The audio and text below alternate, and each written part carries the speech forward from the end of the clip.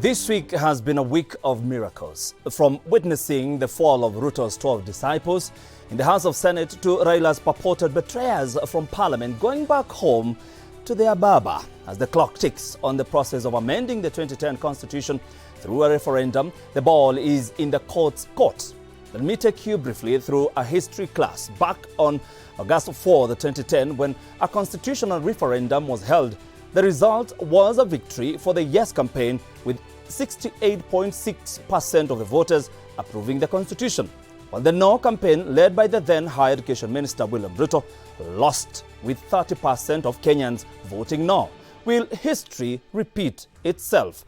My name is Frederick Muitiriri, and our sign language interpreters tonight are Tracy Dorcas and Teresia Washira. We'll, however, start the show with this bite by nominated Senator Isaac Mwaura at a rally a few months ago.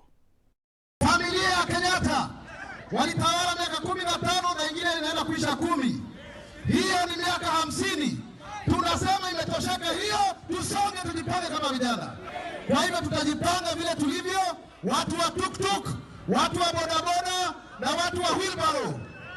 Nikisema wheelbarrow unasema kazi ni kazi. Wheelbarrow!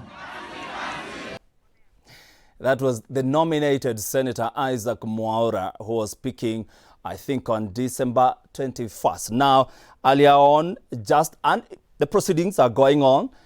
The court has said the BBI steering committee is an unconstitutional entity. And we're asking you, do you think the BBI is a legal document? Do you think the BBI is a legal document? Speak to us or share your feedback through our SMS line. That is on 111 444 111 111 or on our social media handles. That is at Switch TV Kenya, at Fred Muitiriri. Remember to use the hashtag tipping point so we could keep this conversation as interactive as possible. Our guest will be definitely responding to your comments and answer your questions, as they are Taita Taveta Senator Jones Mwaruma and politician and former Deputy Governor from Isiolo. That is none other than Gule Simba.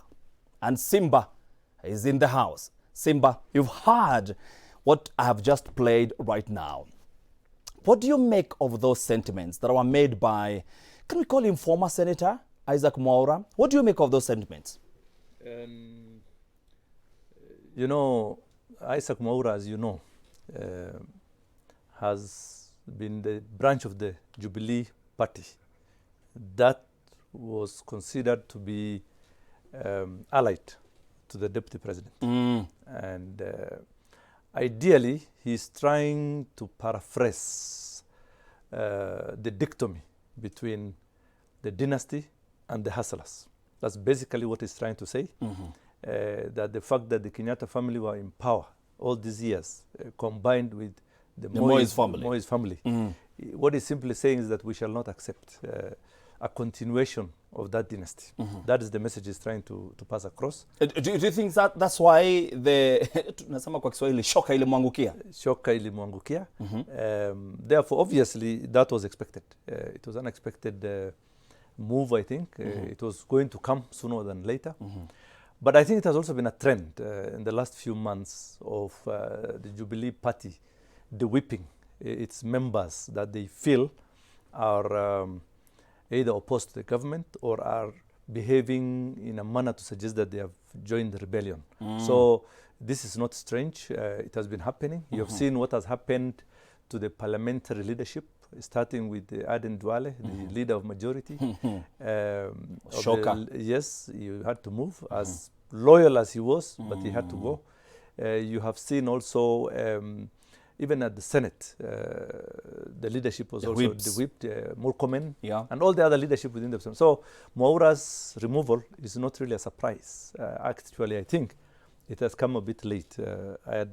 I thought that it was going to come much earlier. So, but you know, I don't hold that thought, because we have Senator from Taita Taveta. Yes. Mr. Mwaruma, do you think, what do you think of the sentiments that the nominated Senator Isaac Mwaura said in December? Do you think they had any repercussion to what has just happened this week? Collecting all the revenues, which will obviously have to be agreed upon. And at the end of that process, then hand over the project to the public that is not Senator Mwaruma, and that must be the voice of the majority speaker in the parliament. I'm being told there's some confusion in that. But let me ask you, are we seeing a situation where parties and party members cannot express themselves? Are we seeing the return to 1980, where members of parliament, if they went against KANU, they were told out, and some of them actually were imprisoned? Is that what we are seeing with Jubilee? Unfortunately, that is the direction we seem to be taking, which is sad, by the way. I find it sad because I think we have made sufficient gains to look like a model for the rest of Africa. Kenya's stride through the democratic transition, if you like, from the repeal of Section 2A in 1991 by President Moi, and the ushering in of the democratic, multi-party system. We have gotten, a big step towards press freedom. Kenya has been considered one of the most vibrant countries in terms of press freedom and democratic space. But unfortunately, in the last few years, particularly in the last 1 or 2 years, we have been seeing a shrink of that space, and the fact that also people are increasingly feeling squeezed. So you could even see from the time when the MCAs were voting for the BBI, obviously you could say it was not out of free choice. In most cases, you could see intimidation, twisting, a lot of manipulation. It's like, this had to happen, and by any means necessary. So I'm really thinking that the democratic space is being squeezed. But, Kenyans have tested that fruit called freedom and free speech. I don't think it will go very far. It might look like forces within the government might try and reclaim back authority and reestablish the authoritarian form of government. Hold still, because I'm being told that Mwaruma is back. Senator, can you hear me? Yes, I'm here. Are you able to hear me? Absolutely. Now I can hear you. Now, Senator, I don't know if you heard from the former nominated, let me just call him former because he was, of course, he was replaced immediately. What do you make of the sentiments that he said on December 21st that we are seeing a return of dynasty and they cannot rule us again? They've ruled us for 50 years. They cannot rule us again. What do you make of those sentiments? Yeah, I think those were really unfortunate statements, especially when they were directed to the president and the party leader of the party that nominated him to parliament. That would not be my approach to politics because then he started discussing personalities. And I think if we are to have hygiene in politics, then the best thing to do is to adhere to the rules of the house. Every household, every even churches have their own rules and regulations which need to be adhered to. And we also have leadership installed in every institution. So like a political party has institutions or has installed leadership, which must be necessarily respected. So what I saw there was not really respect to the party leader.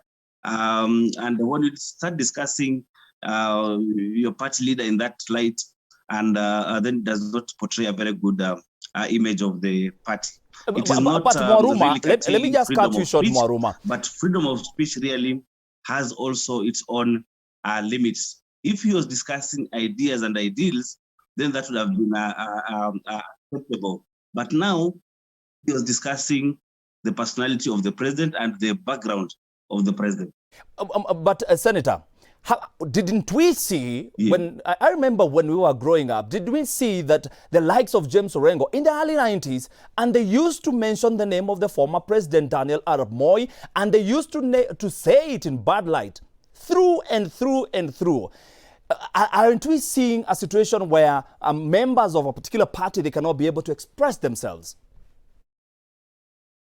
You know, what you're talking about, the likes of James Orengo, who really did a lot of work fighting for second liberation, is different because they were attacking issues But what the senators and the Tanga team are trying to progress is class wars, class divisions. That you, because you're from a dynasty, then you are privileged. You, because you are poor, then you are downtrodden. If we start those class wars, then Kenya would not go very far. So I think we should stop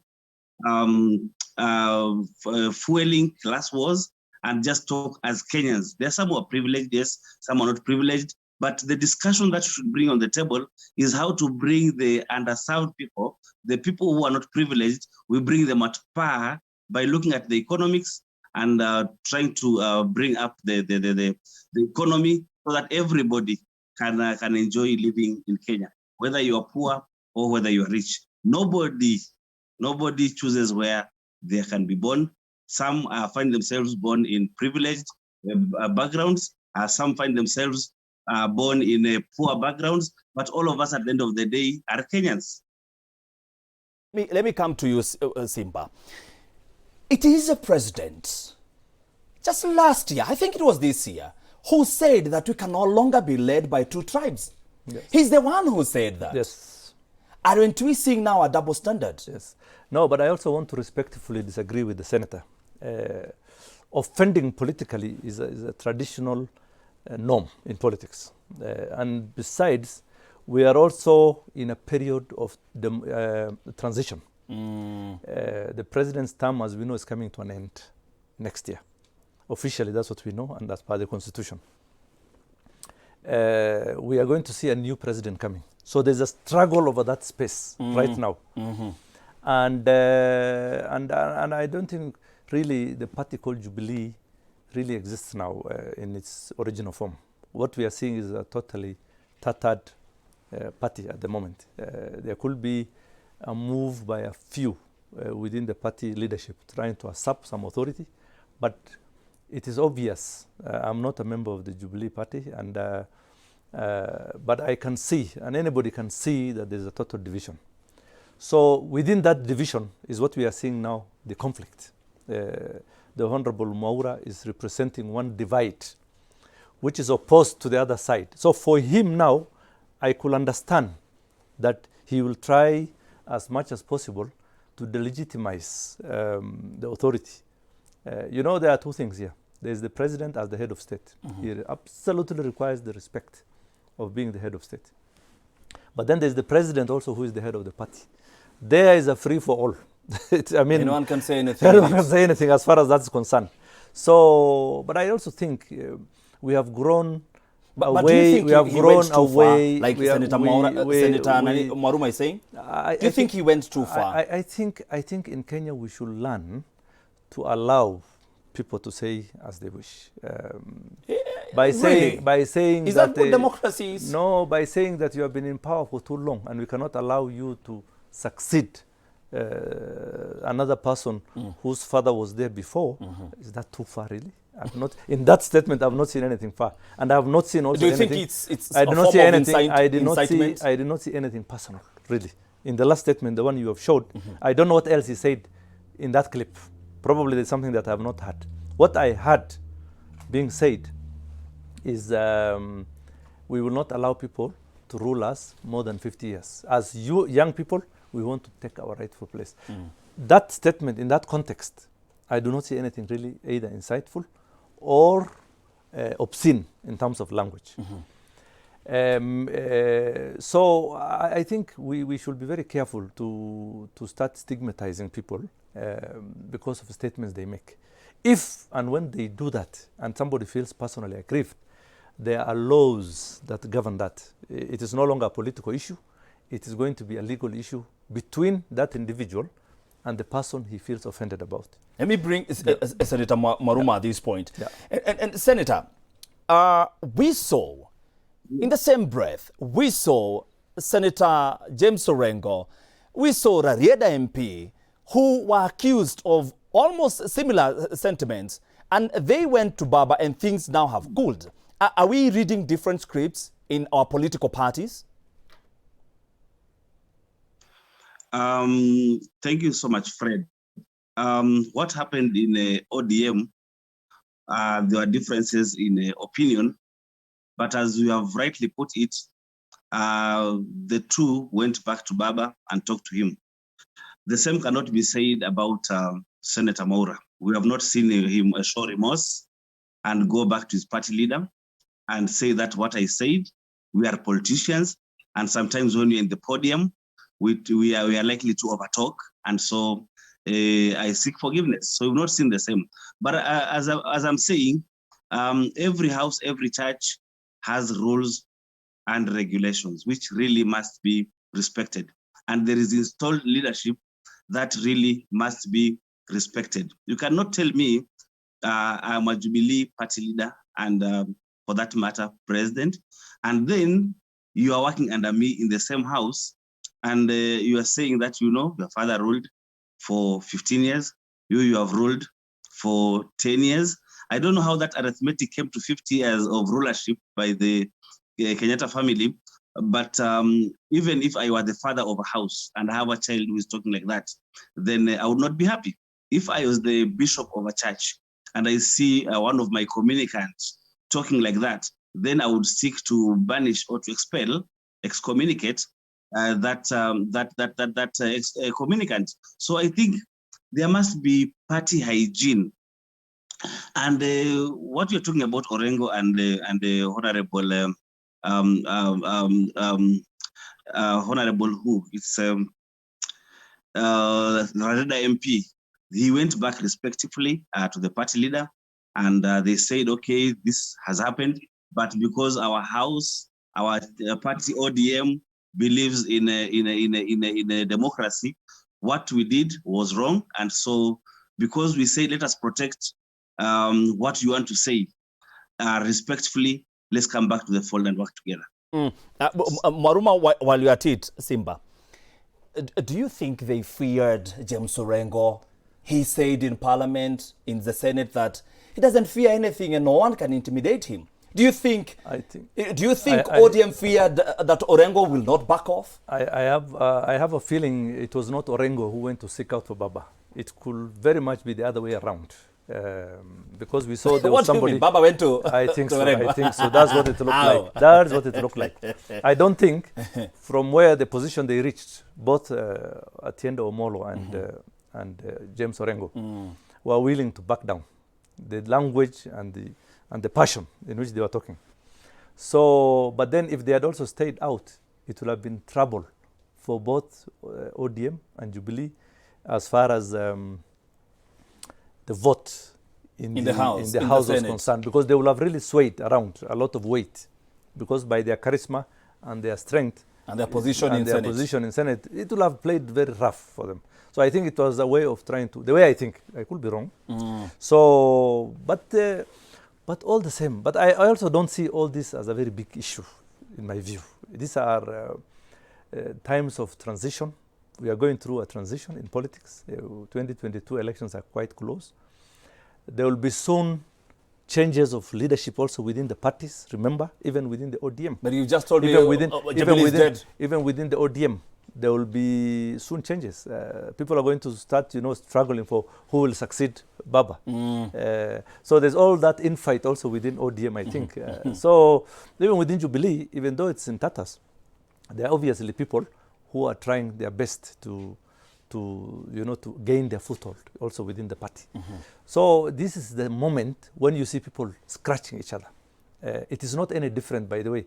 Throughout my recollection of Kenyan politics, around this time of transition, this is exactly what happens. In 2002, you remember what had happened. There was shift of positions. The 1997, 2002, during the 2007 also, 2013, exactly what we are seeing now was happening. Parties dying, new parties cropping up, people defying party positions. So it is not really unique what we are seeing. This is a common occurrence in Kenyan political, landscape from the time of 1992 transition.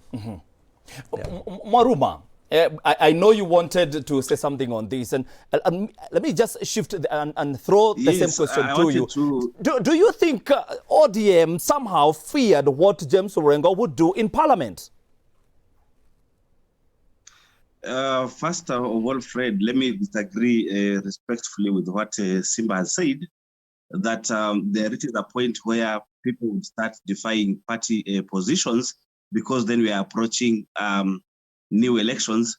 I think that is contrary to what we are trying to build, strong parties with hygiene. Otherwise, if you start defying party position, why would you want to be in a party which is giving positions that you don't want to respect? Because party positions are given according to the ideals of the party, according to manifesto of the party. Now, why do you want to remain within the party and disrespect the party positions and disrespect the party leader? That would not happen in any democracy in the world. Look at how seamless Tanzania works. You'll not even know that elections are coming until the final end. CCM nominates a presidential candidate, Chama Cha Mapinduzi, and they go and really vote seamlessly, and we don't see people insulting each other. Maruma, can we say the same of ODM and Jubilee, really? About a communicant in a church who feels that the bishop is not doing very well, or the ideals of the way a church is being led is not good, just leave. The same way, if you want to build strong parties, if you feel what Jubilee is doing, or the leadership of Jubilee is not maybe working very well, why don't you really leave, other than insulting or maybe going overboard in the way we express ourselves in as far as the leadership is concerned and the party idea is concerned. Talking about Senator Orengo and how maybe he came back to the fold, was he feared? I don't think he was feared. ODM is one party that has really survived storms, and it doesn't matter who approached who. In terms of leadership, if Orengo is a leader, really, he might have approached Baba, or the other way also, Baba being a good leader, could also approach Orengo and tell him, hey, guy, come, let us talk to each other. Let us talk to one another and see how we can resolve whatever small difference is there. Because, as you say, Orengo is one person who holds a lot of sway, both in Parliament, in the Senate, where he's my minority leader, and also in the politics of Kenya. So I don't think that he was that thought. We really, want to take a short break. Being feared, but it is good if something has happened before it goes overboard. Then you can call each other and sit, and that's how we're able to manage and build a party like ODM, which has really stayed for a long time. I think it's the third largest party which is active and Kenya-wide, apart from Ford Kenya and KANU, which are there but with very few members. More appreciated, Jones. That is Senator Jones Mwaruma from Taita Taveta. I'm having him in the studio. Also, we have Simba Gulet, who is a former deputy governor of Isiolo County, also a politician, speaking to us about a variety of issues. We'll be coming back and we'll be talking about what is happening right now in the High Court. And I'm asking you this question: is BBI a legal document? Is BBI a legal document? Talk to us on 111 444 111. That is on 111 444 111. Remember what just happened in the court of law, that is the High Court. They have said the BBI steering committee is an unconstitutional entity. We'll be talking about that in a short while when we come back.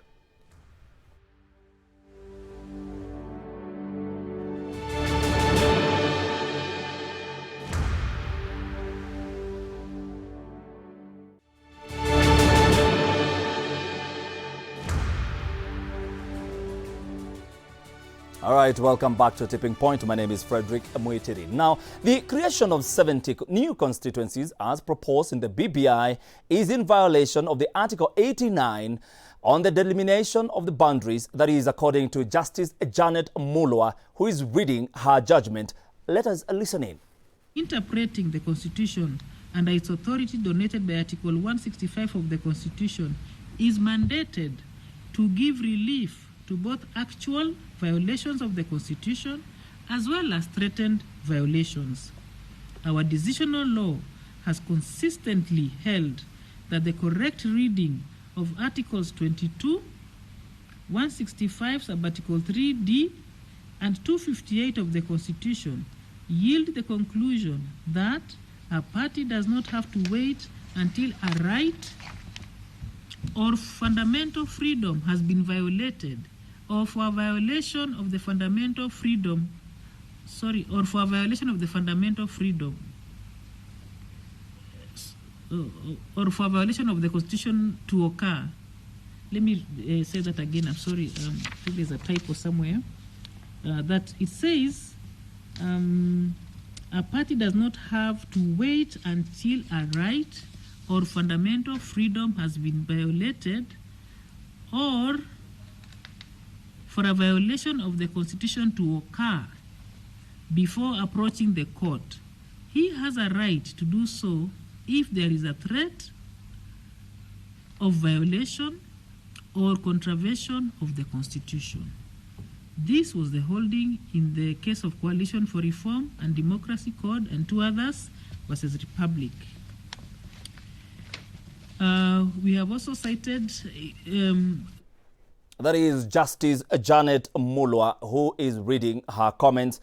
Remember, this is a case that has been ongoing, and the outcome has been ongoing for the last 3 hours, and we'll be knowing the outcome of a case that was taken to High Court in matters to do with BBI. Earlier on, they said, and I quote, the BBI steering committee is an unconstitutional entity. What does that mean? And we'll be talking to our guest right now in studio, Simba Gulet, who is former deputy governor of Isiolo County. Also, we have John Mwaruma, who is a senator Taita Taveta.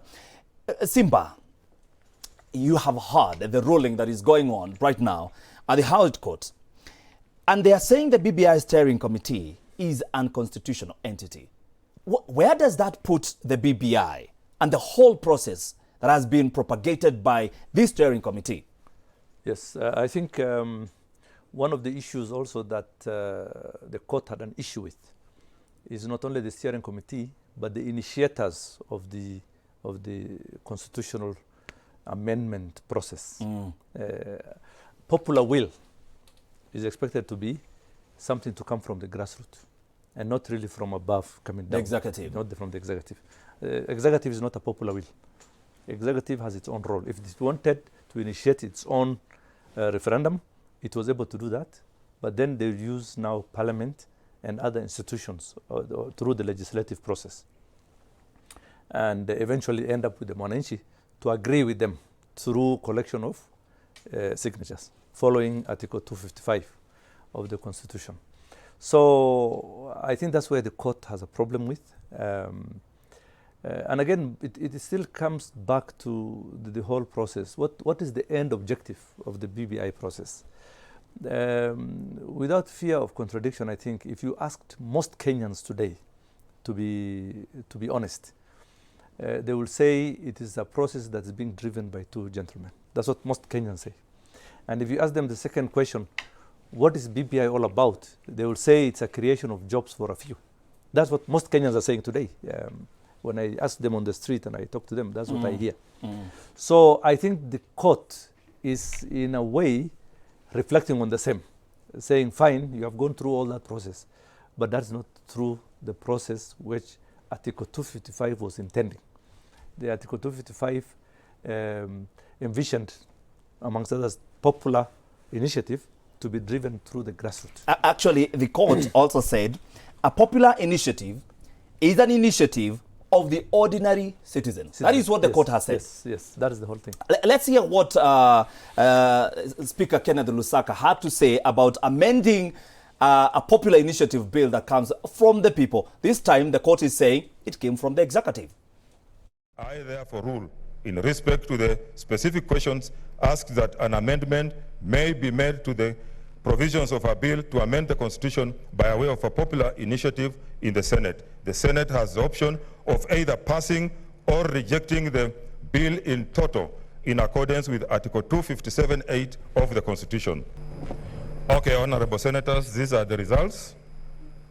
Abstentions 1, nays 12, ayes 52. That is Senate Speaker Kenneth Lusaka yesterday when they were ruling on the BBI bill. And he said clearly that the Senate or the Parliament, they have no legal jurisdiction to change whatsoever content of a bill that emanates from a popular initiative. And Maruma, I know you were there, Senator Taita Taveta. Do you think that senators or members of Parliament should be given a chance to make amendments to a bill? Thank you so much, Fred, for that question. The Constitution of Kenya 2010 contemplates 2 ways of amending it. The first way is the parliamentary route, and the second way is the popular initiative. Now, when we have a popular initiative, the process is well known that we will have promoters of the constitutional amendment proposal. The promoters will collect 1 million signatures. Then the promoters again will seek help to come up with a bill after IEBC has certified that all the signatures are valid. And this bill is taken to IEBC, and IEBC takes it to the county assemblies.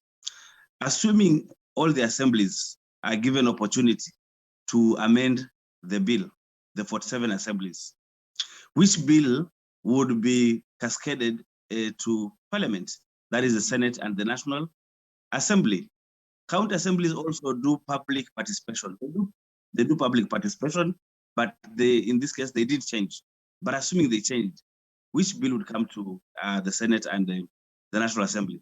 Assuming when it comes to the National Assembly and the Senate, assuming the Senate concurrently, assuming the Senate decides to change the bill and the National Assembly decides to alter the bill, then which bill would be taken to the president?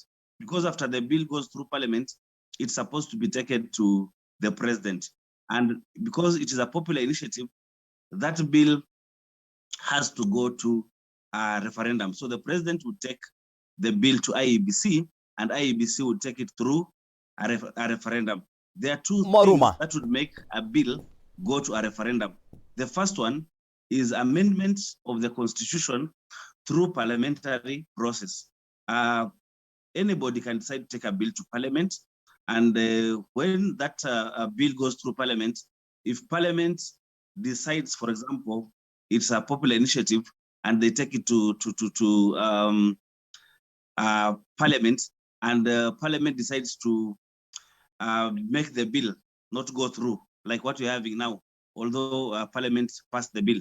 If they decide it should not go through, even if the changes that were being done were not the ones that were contemplated in 255, like, for example, the structure of governance, changing the working of Parliament, Bill of Rights. When you have all those, then that bill must go through the referendum.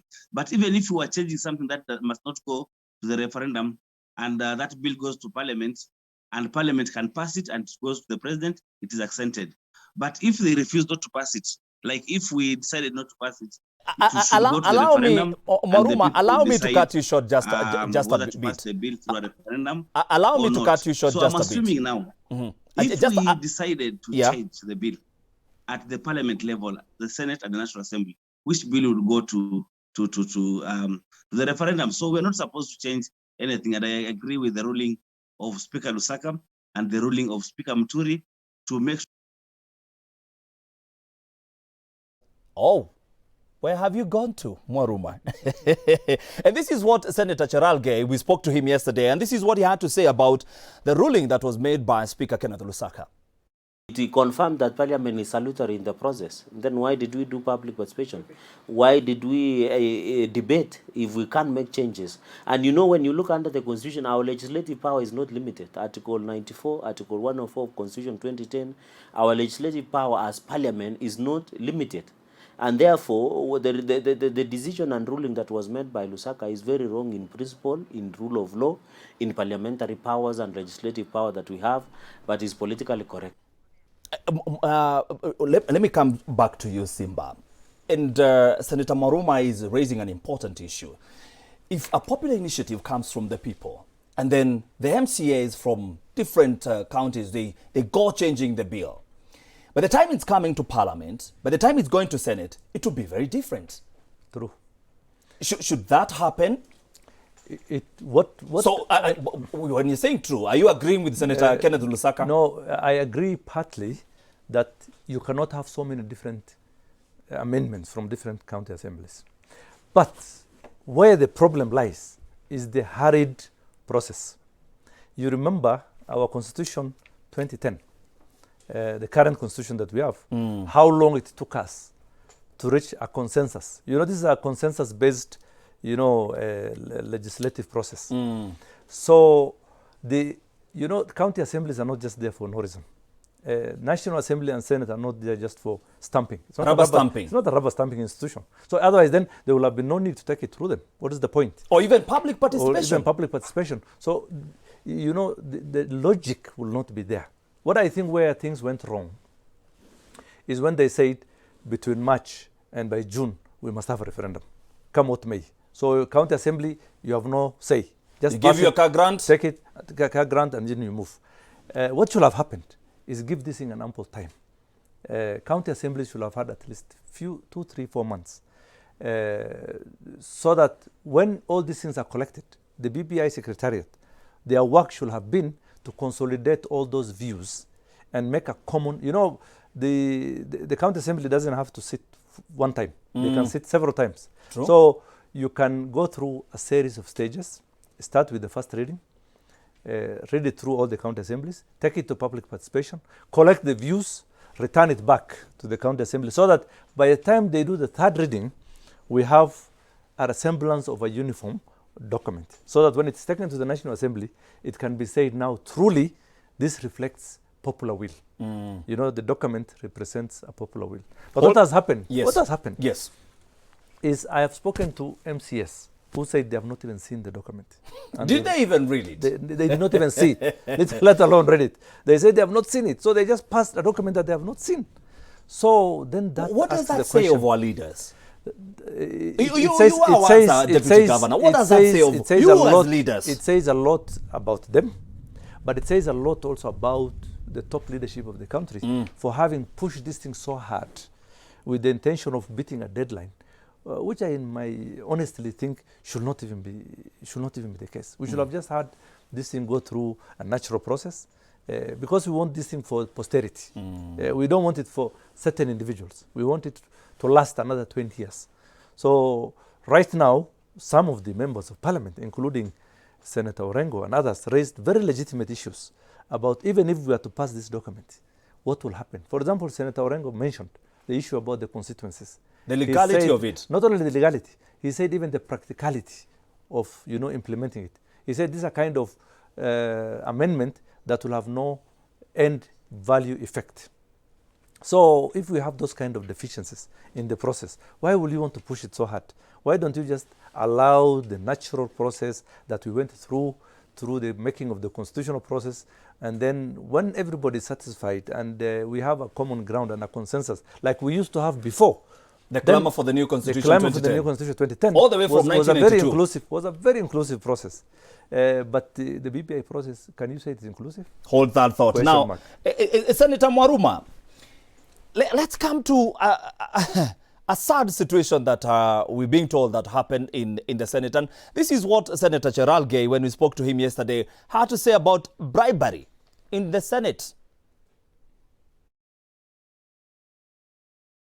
See fear from some of our colleagues that they voted at gunpoint, others were blackmailed, others were arrested. And you remember even last week when we were having a debate on the BBI document on the floor of the House, the Constitutional Amendment Bill of 2020, Senator Mithika Linturi was arrested mid of the way, and he was told, and verbatim, that if you support BBI, we will not pursue you again. My colleagues in corridors of parliament saying that the allegations of being bribed over 100,000 shillings to support the BBI document.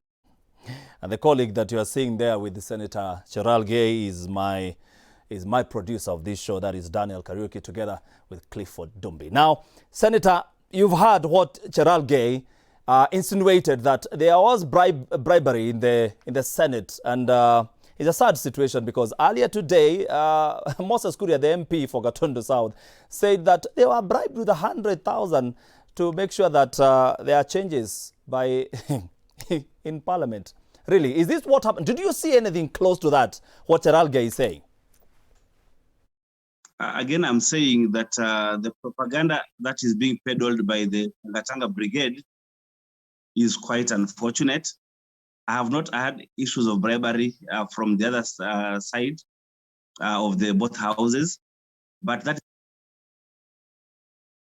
the Tangatanga Brigade. And I'm asking myself, okay, me, I've been away from Nairobi. I've been in Kakamega, meeting the Western governors because of with the Public Accounts Committee. So I was not in Bunge, but I think that is something casting aspersions on and imputing improper motives on parliamentarians is something that is very bad. It is something that I condemn with the strongest terms possible. I don't think that people are bribed, and people voted because they think BBI bill is good, it's benefiting their people. And if it is bribery, are you telling me that the Bahati MP, who is a Tangatanga, Nakuru, was bribed?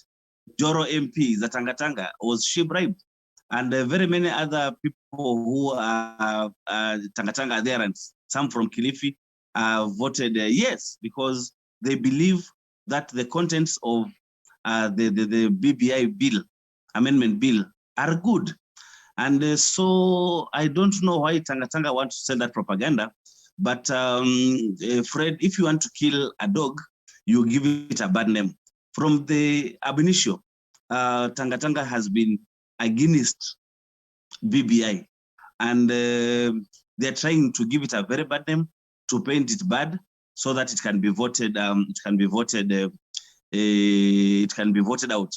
But fortunately, because of the good things that are in the bill, it has passed through assemblies. It has come to Parliament. It has passed through Parliament, and there are very many good things in the BBI bill. Bill, I can do that like this without even referring anywhere. So saying that Senator, because I'm being told my time will be up, is unconstitutional. Yes, I don't think the steering committee, is unconstitutional because the Constitution of Kenya 2010 contemplates a situation where it will be amended, and so it has inbuilt mechanisms of amending it, and they are encapsulated in 255, 256, and 257. Now, if we say maybe the committee was appointed by the president or the government, who else was going to appoint it? I can imagine Wanjiku or Wakio or Achieng wants to change. This is the common people want to change the constitution. They can't even move. They can't even hire experts to write the bill. So the work of the government was facilitative, to facilitate a committee that would move around, collect views of people, collect the views together, and put them into a document that is called BBI document. So Senator Maruma, because I'm being told I only have 2 minutes. Senator Maruma, because I have 2 minutes. To do an amendment. Allow me to ask you this last question. And furthermore, Article 1 of the Constitution, my director, is very clear clear Senator that is hearing sovereign belongs to the people, and that power is just donated to the elected leaders. Now, the elected leaders are supposed to work with the Mwananchi to make sure that the wishes of Mwananchi are achieved. For example, like hold still, Senator. Senator, I'll ask you this, and you please answer me in the next 30 seconds, because I'm being told my time is almost over. If was come to us and the court declares that the whole process is illegal, is unconstitutional, are you ready to go back to your people and start the process again? Do you think we have enough time for that? In 30 seconds, Senator. Fred, we are not dying today. We are not dying today. First of all, we look at the ruling and the points of ruling. If at the High Court level, it's declared unconstitutional, we also have other, we have the Court of Appeal up to the Supreme Court, we can move that direction. It doesn't mean that we are working in a vacuum. We have a constitution, a running constitution, a living document, a progressive document that we want through BBI to make it better. So even if it is told, we are told that it is unconstitutional, yes, or whatever ruling we get, you can choose then the path to move, either to go to Court of Appeal or start the process afresh. Thank you so very much. One thing that I know, yes, is that, yes. Thank you so very much, because my time is really over. John Maruma, Senator Taita Taveta, in like 1 minute, because he took a lot of time. Yes. Do you think, give me, my director, give me 2 more minutes. Do you think this process, if it's unconstitutional, we have enough time before the general election?